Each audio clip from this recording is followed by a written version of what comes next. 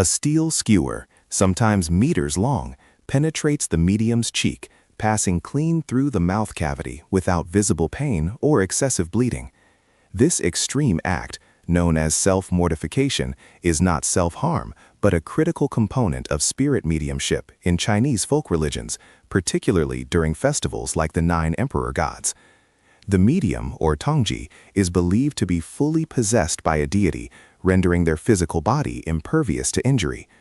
The piercing serves as a dramatic, undeniable proof that the human vessel has been temporarily replaced by a powerful divine entity. This ritual suffering is a necessary step to cleanse the medium and the community, preparing them for the deity's intercession. The Tongji state involves deep trance, often induced by rhythmic drumming, chanting, and specific ritual movements performed by temple assistants. Once possession is complete, the medium exhibits behaviors and voices distinct from their normal personality, embodying the specific deity invoked, such as Neza or Guan Yu. During this altered state, the medium's sensitivity to pain is suppressed, allowing them to perform feats of endurance, including the insertion of sharp objects. Folk belief holds that the deity's spiritual energy, or qi, shields the flesh, preventing serious tissue damage and infection. The absence of significant scarring after the removal of the implement is frequently cited as evidence of divine intervention.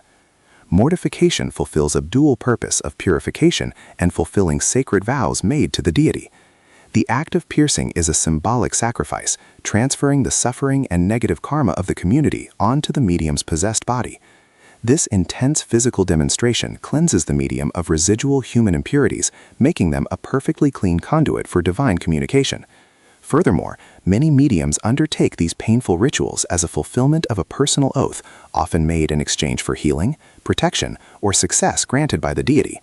Breaking such a vow is believed to result in severe spiritual retribution, necessitating the annual renewal of the sacrifice. In a tradition where authenticity is paramount, the spectacle of cheek piercing serves as a public validation of the medium's genuine possession. If the medium were merely faking the trance, the resulting injury would be severe, discrediting both the individual and the temple. The successful execution of the piercing, often using large, unwieldy objects like ceremonial swords or even bicycle parts, confirms the deity's immense power over the physical world. This public display reinforces the faith of the devotees, assuring them that the deity is present, active, and capable of solving their earthly problems and interceding on their behalf. The most prominent context for these extreme acts is the annual Nine Emperor Gods festival, known as Kyo-ong-ya, celebrated widely across Southeast Asia. During this 9-day event, mediums enter deep trances to welcome the celestial emperors. The processions accompanying the deities often feature dozens of mediums engaging in various forms of self-mortification, including firewalking and ladder climbing. The cheek piercing specifically marks the medium's participation in the procession, signifying their role as the deity's vanguard, leading the faithful and warding off malevolent spirits along the route. The intensity of the ritual reflects the perceived power and strictness of the nine emperors themselves. The objects used for piercing are highly symbolic and vary depending on the deity possessing the medium. For example, mediums possessed by the third prince, Nezha, often use his iconic weapons, the fire-tipped spear or the universe ring. Other common implements include large metal skewers, sharpened wooden poles, or even household items like umbrellas or pipes, demonstrating the deity's ability to transform mundane objects into sacred instruments. Before insertion, these tools are ritually purified, often bathed in incense smoke or holy water, ensuring they carry no negative spiritual residue that could harm the possessed vessel or impede the divine energy flow.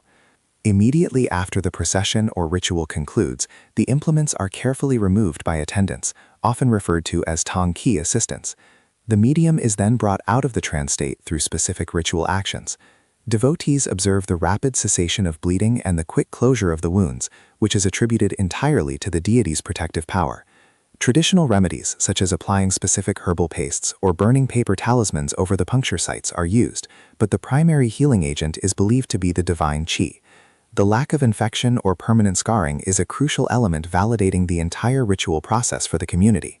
Beyond the spectacle, the medium serves as a vital spiritual intermediary within the community structure. After the mortification rituals, the possessed medium often provides consultations, offering divine advice, prescribing remedies, or issuing protective talismans to devotees seeking guidance. The physical suffering endured during the piercing enhances the perceived efficacy of the medium's subsequent blessings and pronouncements.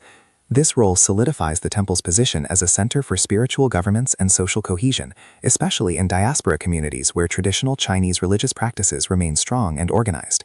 While modern society often views self-mortification as extreme, for practitioners of Chinese folk religion, it remains a profound expression of faith and a necessary spiritual technology. The ritual ensures the continued flow of divine power into the human realm, maintaining the cosmic balance between the spiritual and physical worlds. The piercing is not about pain, it is about transcendence, demonstrating that the spirit can conquer the limitations of the flesh when aligned with the divine. This ancient practice continues to thrive, adapting to new contexts while preserving its core function, proving the undeniable active presence of the gods among us.